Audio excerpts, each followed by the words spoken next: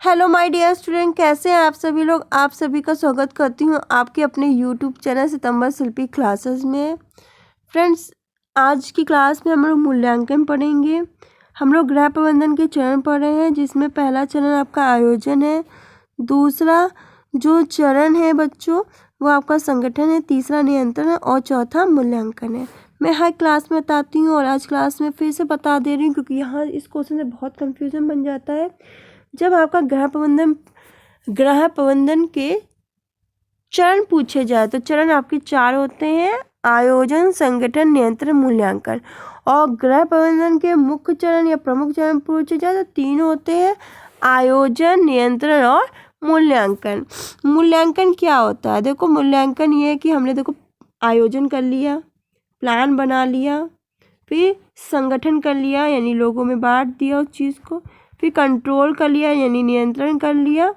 उसके बाद हम क्या करेंगे? मूल्यांकन। ये तीनों चरण करने के बाद इन चरणों में क्या क्या जो उद्देश्य के लिए कार्य किए गए ढंग से किए गए कि नहीं किए गए, कहाँ कमी रह गई, अगर योजना सफल हो रही है तो क्यों सफल हो रही है, असफल हो रही है तो क्यों असफल हो रही है, इन सब का मूल्यांकन करते हैं। और मूल्यांकन करने से सबसे लास्ट स्टेज होती है मूल्यांकन गृह प्रबंधन प्रक्रिया की।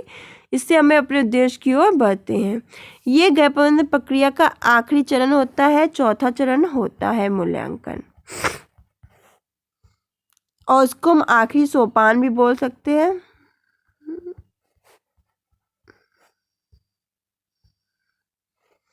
जैसे आप समझ लो आपका बोर्ड एग्जामिनेशन होना है। बोर्ड एग्जामिनेशन क्या एक ही बार होगा, हर रोज होगा? नहीं, आपको एक ही बार होगा। पर कुछ स्कूल में प्री बोर्ड कराया जाता है। प्री बोर्ड क्यों कराया जाता है? कि एक प्लानिंग बना दिया जाता है, एक प्लान बना के दे दिया जाता है कि हाँ भाई इस तरह के क्वेश्चन पूछे जाएंगे, शॉर्ट क्वेश्चन इस तरह पूछे जाएंगे, लघु इस तरह, अति लघु इस तरह।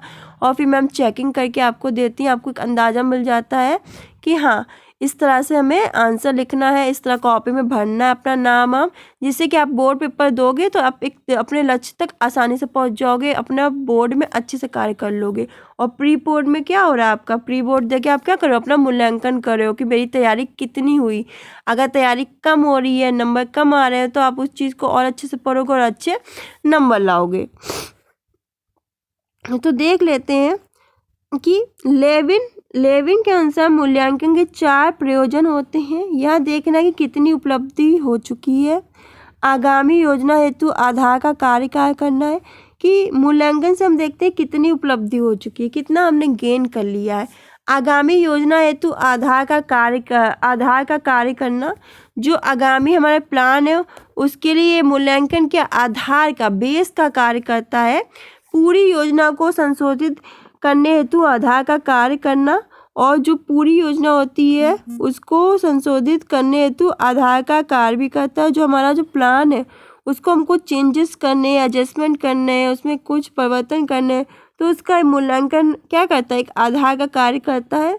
और लक्षित उद्देश्य प्राप्त करते हैं, जो हमारे गोल्स हैं, जो हमारे उद्देश्य हैं, जो हमने उद्देश्य बनाए हैं, उनको प्राप्त कराता है। मूल्यांकन से किसी स्थिति को नवीन ढंग से देखने और सम को अन्य व्यक्तियों को परंपरागत तरीके से सोचने के स्थान पर नवीन ढंग से सोचने में सहायता मिलती है।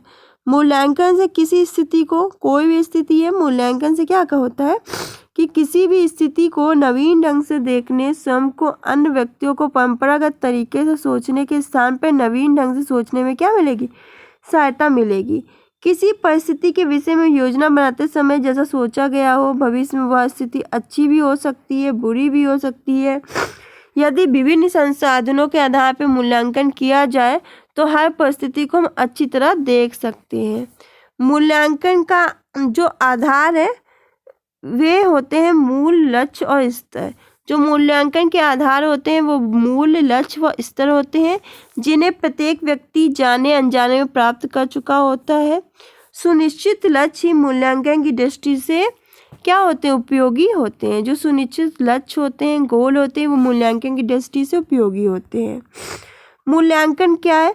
तो मूल्यांकन द्वारा यह जाना जा सकता है कि योजना बना लेने के बाद उसके क्रियान्वयन द्वारा पूर्व निर्धारित लक्ष्यों की प्राप्ति कहाँ तक हुई है। मूल्यांकन के द्वारा हम यह जान सकते हैं कि योजना बनाने के बाद उनके क्रियान्वयन द्वारा पूर्व जो निर्धारित लक्ष्य उनकी पूर्ति कहाँ तक हुई है। मूल्यांकन से प्राप्त अनुभव से भावी जीवन के किसी कार्य को आरंभ करने का आधार मिल जाता है। जब हम देखो क्या होता है कि बोर्ड देना और प्री बोर्ड दे लेंगे तो हमें एक आधार मिल जाएगा कि भाई बोर्ड में आप घबराओगे नहीं, आपको कॉपी मिलेगी बोर्ड की, तो इसमें पता होगा कि हाँ हमें यहाँ नाम भरना होता है, यहाँ रोल नंबर भरना होता है, तो आपको बेस पता होता है सब कुछ, तो आप अच्छे से कर लेते हो, घबराते नहीं और आपका पेपर अच्छा हो जाता है, एकदम टेंशन नहीं होती। और जो बच्चों ने कोई ना प्री बोर्ड दिया, ना पता है कि कॉपी में कैसे लिखा जाता है, बोर्ड एग्जामिनेशन कॉपी कैसे आती है, तो उन्हें कोई आधार ही नहीं मिल पाता।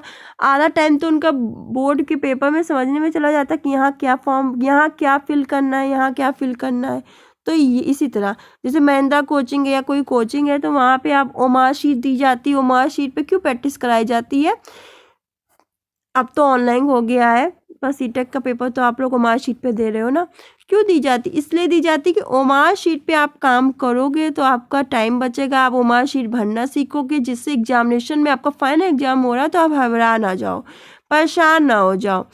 मूल्यांकन द्वारा यह पता चलता है कि प्रबंधन प्रक्रिया के किस स्तर पर गलती हुई है और भविष्य में इससे कैसे बचा जा सकता है। मूल्यांकन के द्वारा हम समझ सकते हैं कि जो प्रबंधन प्रक्रिया के कौन सा ऐसा मानक है, कौन सा स्तर है, इस पे हम पे गलती हो और भविष्य में हम इससे किस तरह बच सकते हैं। मूल्यांकन द्वारा आत्मविश्लेषण के अवसर प्राप्त होते हैं, मतलब हम अपना आत्म मूल्यांकन कर सकते हैं, खुद से मूल्यांकन कर सकते हैं कि देखो मैंने लग रहा था मुझे हिस्ट्री में अच्छे मार्क्स आएंगे, पर देखो प्री बोर्ड में मेरे हिस्ट्री में कम मार्क्स आ गए, यानी यहाँ कमी रहेगी, मुझे ढंग से पढ़ना पड़ेगा। यदि मूल्यांकन के परिणामों को सकारात्मक दृष्टि से देखा जाए तो व्यक्तित्व विकास में मार्गदर्शन की भूमिका निभाता है। अगर मूल्यांकन के परिणामों को अगर पॉजिटिव वे में देखें तो व्यक्तित्व विकास में मार्गदर्शन की भूमिका निभाता है हमारा मूल्यांकन। तो ये समझ में आ गया होगा कि मूल्यांकन क्या होता है, उसके उद्देश्य क्या होते हैं और उसके प्रयोजन क्या है, मूल्यांकन के प्रमुख 4 प्रयोजन क्या होते हैं, ये समझ में आ गए हैं हमको। उद्देश्य क्या है, मूल्यांकन होता क्या है, ये अच्छे से समझ में हम लोग को आ गया है।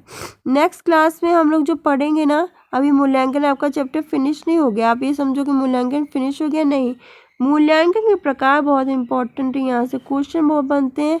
नेक्स्ट क्लास जो भी होगी ना आपकी, उसमें हम लोग मूल्यांकन के प्रकार के बारे में पढ़ेंगे। मूल्यांकन क्या होता है, उसके उद्देश्य क्या है, उसके प्रयोजन क्या है, लेविन ने क्या बताया है प्रयोजन, ये चारों प्रयोजन देख लेना।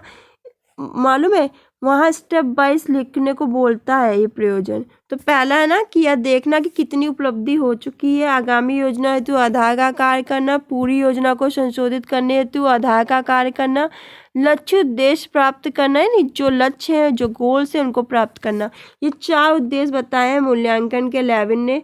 ये इम्पोर्टेंट है, मोस्ट इम्पोर्टेंट है, पेपर में ऐसे डायरेक्ट पूछ लिया जाएगा, जब आपको पता होगा तभी तो आप आंसर कर पाओगे, इसलिए मैं मोस्ट इम्पोर्टेंट बोल रही हूँ बार बार, तो इसको लिख लेना। नेक्स्ट क्लास में हम लोग मूल्यांकन के प्रकार पढ़ेंगे और जो मूल्यांकन जो चैप्टर है ना उसको पूरे अच्छे से फिनिश कर देंगे।